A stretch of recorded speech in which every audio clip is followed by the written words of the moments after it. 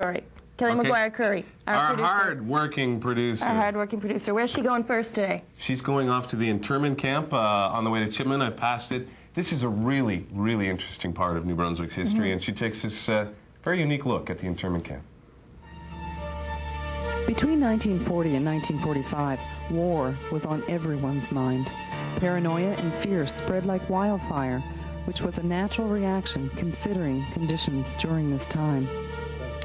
The New Brunswick Interment Camp Museum, located in Minto, houses a strong and touching reminder of some of the circumstances endured by prisoners of war right here in New Brunswick.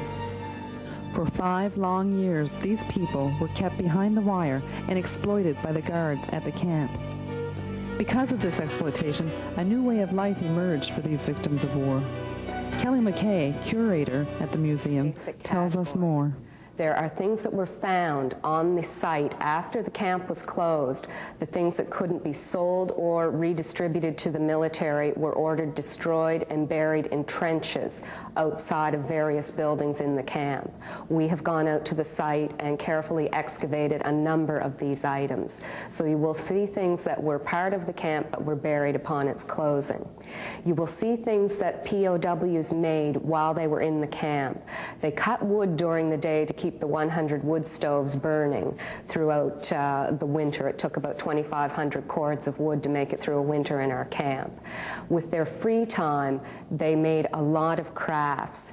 Initially, the crafts were made as gifts, but they found they were very useful for trading between the veteran guards and themselves for items that they couldn't purchase in the camp stores. For example, cigarettes, sugar, rationed items that the guards could get in Fredericton or Minto. And you will also see artifacts that the POWs brought with them when they were incarcerated. And there are far less of these things for obvious reasons, but we do have a few things that made it a long way with them.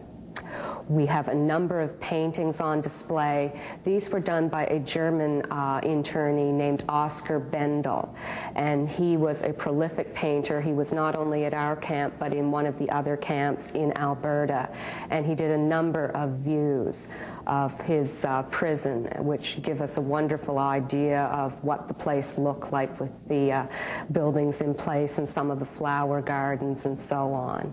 We have a number of beautifully constructed ships in bottles, which was a wonderful pastime. It requires quite an attention to detail, and you can make them basically out of things you would find lying around the camp, which is what they, for the most part, the POWs had to use to make these crafts from, being that there was rationing and it was a prisoner camp.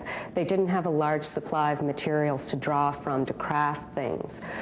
And that's one aspect of life in New Brunswick, which we have remembered here at the New Brunswick Internment Camp Museum. We hope everyone will have a chance to come and see this very interesting and little-known piece of our history. This is Kelley McGuire-currie for NB Life.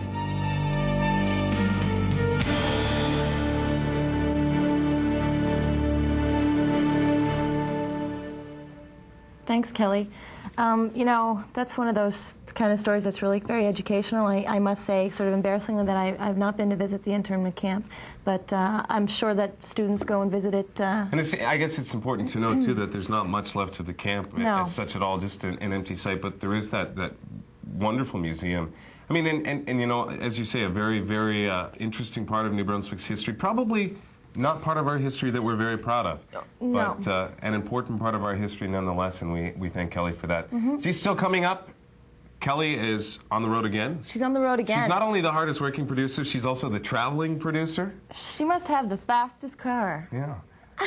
She's on her way to Boys Town to take a look at the Woodsman's